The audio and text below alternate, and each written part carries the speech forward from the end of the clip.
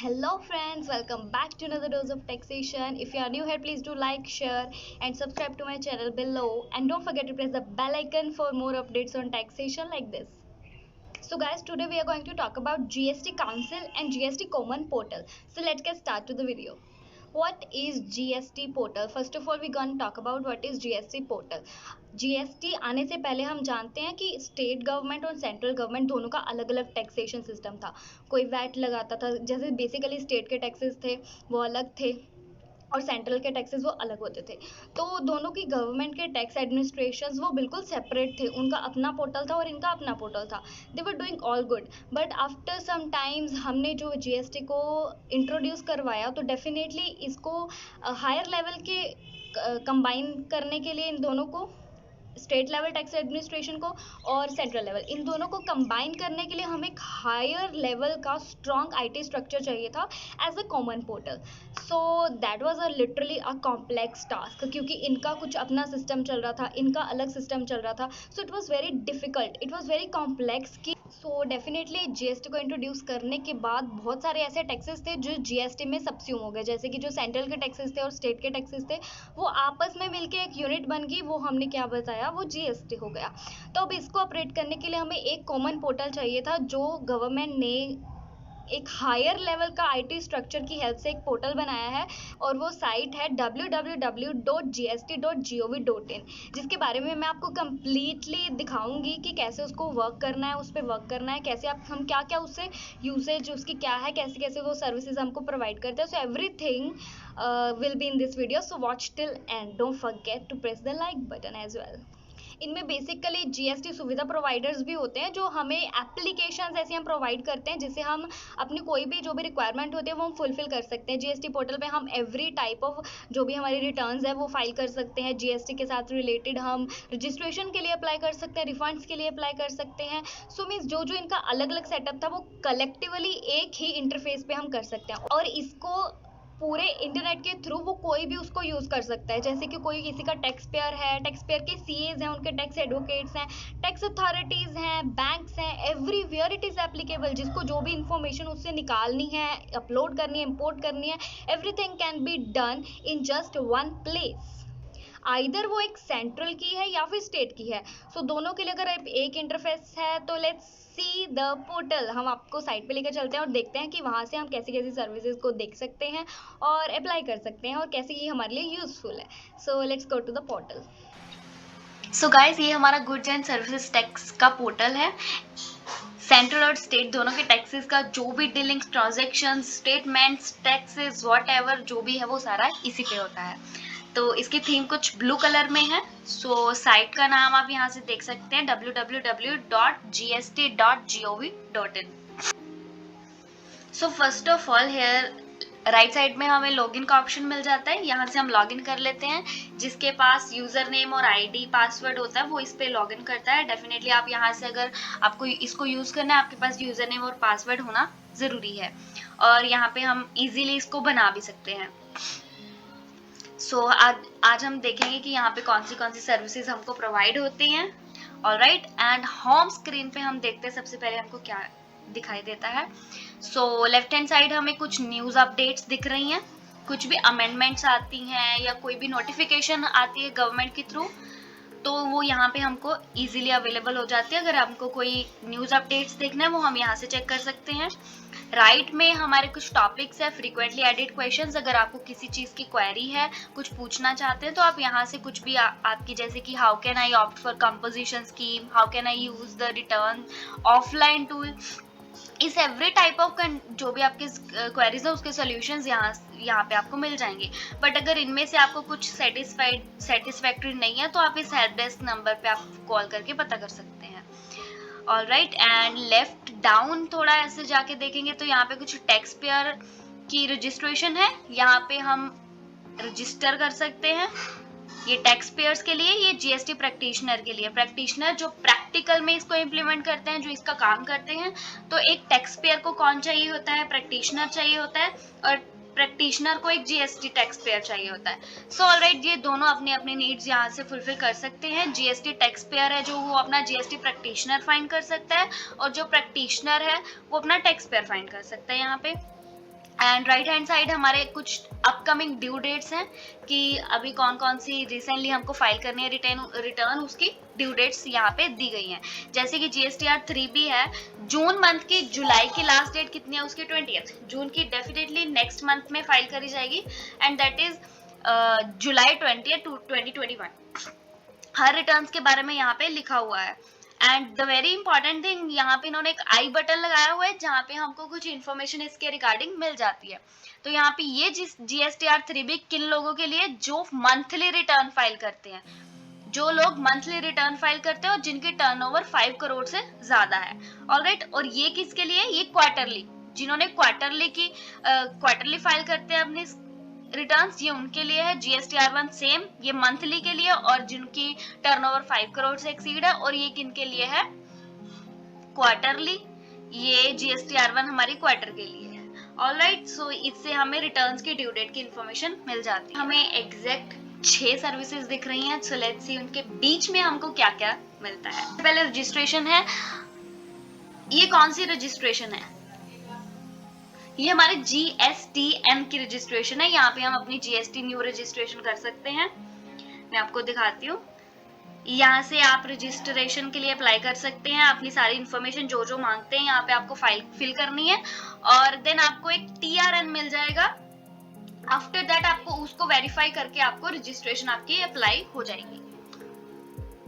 Okay, सो इसकी कुछ दो स्टेप्स हैं, यूजर क्रेडेंशियल्स है एंड देन OTP वेरिफिकेशन है। इससे आप अपनी रजिस्ट्रेशन कर सकते हो। देन अगर हमने रजिस्ट्रेशन कर दी है तो उसका एप्लीकेशन स्टेटस हम ट्रैक कर सकते हैं एंड आफ्टर दैट अगर कुछ क्लैरिफिकेशन देनी पड़ रही है हमको, जैसे हमारा कुछ रिफ्यूजल आ रही है, उसमें हमें कुछ पॉइंट्स दिए जाते हैं कि यहाँ पे आपकी गड़बड़ हुई है, तो आपको उसको क्लैरिफिकेशन को फाइल करना पड़ेगा, यहाँ पे उसकी एप्लीकेशन पता लग जाएगी आपको। Alright, second is payments. Payment बोले तो टैक्स, GST का टैक्स आता है, CGST, SGST, IGST, इन तीनों में से कोई भी टैक्स और भी कंपोजिशन स्कीम के टैक्सेस होते हैं, उनको भरने के लिए ऑनलाइन सिस्टम है। तो यहाँ पे क्या तो हमें एक चालान जनरेट होता है, उससे हम अपनी टैक्स की पेमेंट कर सकते हैं और उसको ट्रैक कर सकते हैं अपनी पेमेंट को, और या फिर कोई अगर ग्रीवेंस है अगेंस्ट पेमेंट तो इस फॉर्म को फाइल करके हम उसको भी ले सकते हैं। ऑलराइट, उसके बाद है हमारी यूजर सर्विसेज। यूजर सर्विसेज में हमको search HSN code, HSN code goods का होता है। अगर हमने कोई गुड्स का कोड फाइंड करना तो यहाँ से हम सर्च कर सकते हैं, सर्च कर सकते हैं। Generate user ID for unregistered applicant, जो अनरजिस्टर्ड एप्लीकेंट है यहाँ से यूजर आईडी जनरेट कर सकते हैं हम। हमारे पास GSTN नहीं है, GSTIN नहीं है, मतलब GST नंबर नहीं है, तो डेफिनेटली हम यहाँ से खुद को रजिस्टर करवा सकते हैं, अपनी यूजर आईडी बनवा सकते हैं यहाँ से। कॉज लिस्ट कौन सी होती है, अगर हमने कोई केस फाइल किया है और उसकी अभी हियरिंग नहीं हुई है तो उन केसेस की लिस्ट इसमें आ जाएगी। नेक्स्ट इज हॉलीडे की लिस्ट है एंड यहाँ से हम अपना GST प्रैक्टिशनर लोकेट कर सकते हैं।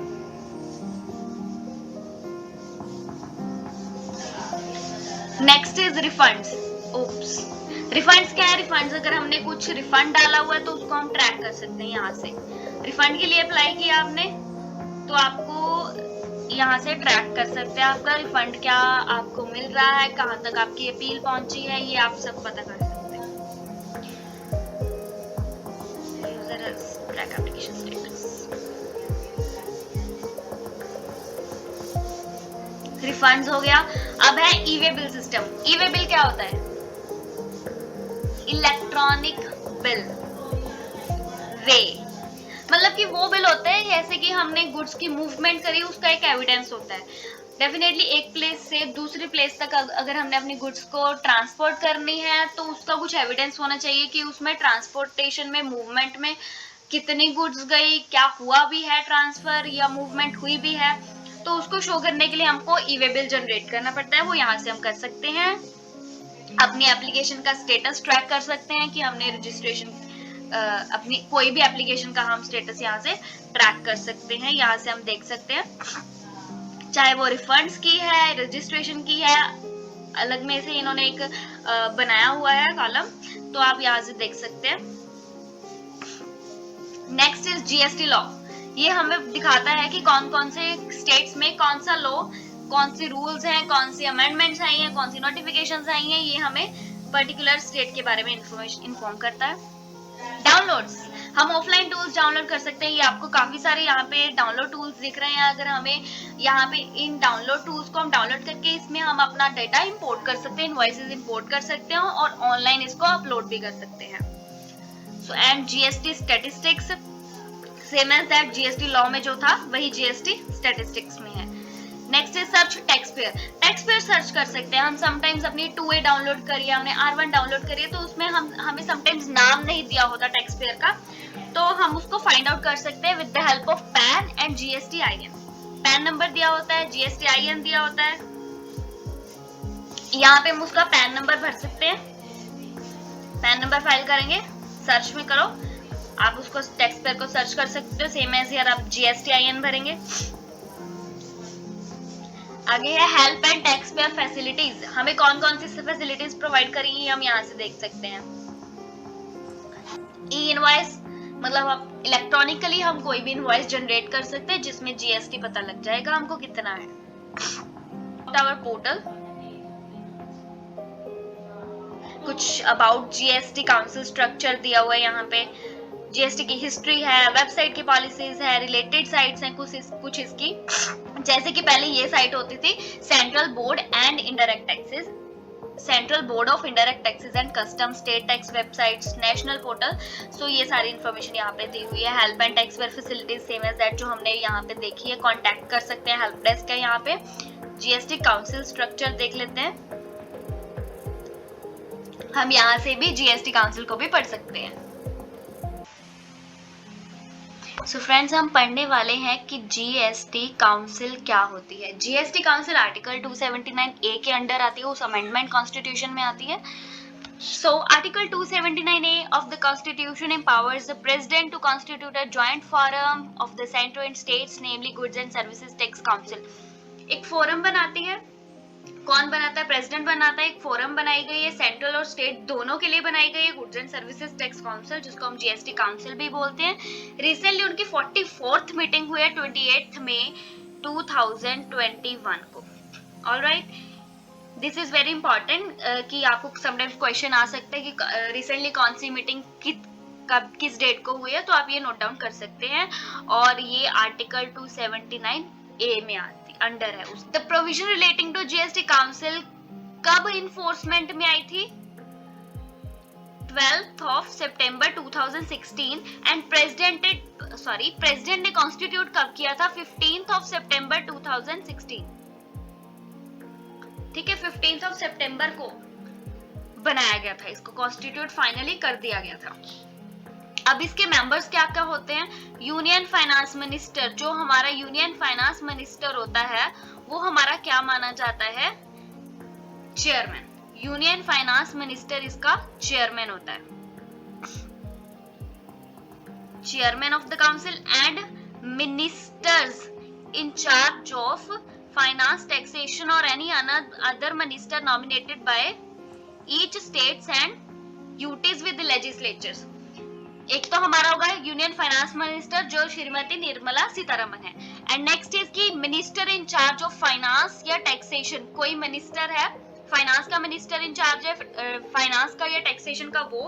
और हर एक स्टेट का एक अदर मिनिस्टर होगा, वो चाहे वो रेवेन्यू मिनिस्टर हो सकता है या फिर वो फाइनेंस मिनिस्टर हो सकता है या टैक्सेशन से रिलेटेड मिनिस्टर होता है। मतलब हर एक स्टेट का एक मिनिस्टर होगा।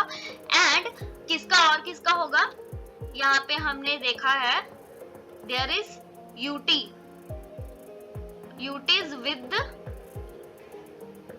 विद लेजिस्लेचर, जिनके अपने लेजिस्लेचर है, जिनके अपने रूल्स रेगुलेशंस एक्ट है, ये उनके लिए है, उनका भी एक एक मिनिस्टर होगा। The function of the council, अभी इसका फंक्शन क्या है काउंसिल का? ये क्या करती है? Is to make recommendations to the union and the state, मतलब सेंटर और स्टेट दोनों के लिए रिकमेंडेशन करती है on important issues like tax rates, कोई एग्जेम्पशन है, थ्रेशोल्ड लिमिट है। सो बेसिकली किस पे डिस्कस करते हैं? टैक्स के क्या क्या रेट्स होंगे, एग्जेम्पशंस कौन सी होंगी, थ्रेशोल्ड लिमिट्स क्या होंगी, डिस्प्यूट रेजोल्यूशन एटसेट्रा, इन सब के बारे में वो रिकमेंडेशंस देते हैं। It shall recommend the special provisions. Recommends the special provisions with respect to special category states. There are 11 special sorry, ये कहाँ चला गया? 11 special category states हैं. कौन कौन से स्टेट हैं? Arunachal Pradesh, Assam, Jammu and Kashmir, Manipur, Meghalaya, Mizoram, Nagaland, Sikkim, Tripura, Himachal Pradesh and Uttarakhand. ये सारे स्पेशल कैटेगरी स्टेट्स हैं. इनके स्पेशल थ्रेशोल्ड लिमिट्स होती है रजिस्ट्रेशन के लिए, कंपोजिशन के लिए एंड एग्जेम्पशंस के लिए. And have been recommend for some और ऑल ऑफ दी स्टेट्स. या इन सब के लिए होती है, कुछ इनके स्टेट्स के लिए होती है, बट उनको रेकमेंड कौन करता है? हमारी GST council. GST council shall also recommend the date on which GST be levied on. ये जो हमने 5 पेट्रोलियम क्रूड ऑयल या 5 पेट्रोलियम प्रोडक्ट्स थे, इन पे डेट कब लगेगी, कब ये डेट बताएंगे कब जीएसटी लगना इस पे स्टार्ट होगा. ये कौन बताएगा? GST council. So every decision of GST council is taken by a majority of not less than 3/4 of the weighted votes of the member present and voting. मतलब 3/4 जितनी मेजोरिटी होगी 3/4 से कम नहीं होगी वेटेड वोटेज की. सो उसको एवरी डिसीजन को ले लिया जाता है जो मेजोरिटी रखता है 3/4. Vote of the centre has weightage 1/3. Centre की वेटेज कितनी है? 1/3. एंड स्टेट गवर्नमेंट की वेटेज कितनी है? Taken together as a weightage of 2/3. Okay, central की 1/3 है और 2/3 हम किसकी लेते हैं? स्टेट गवर्नमेंट्स की. Alright, so this was our GST council. इसको याद रखना 44. इसको याद रखने का है कि 44th मीटिंग हमारी कब हुई थी? 28 May 2021 को. Alright, this was the GST council.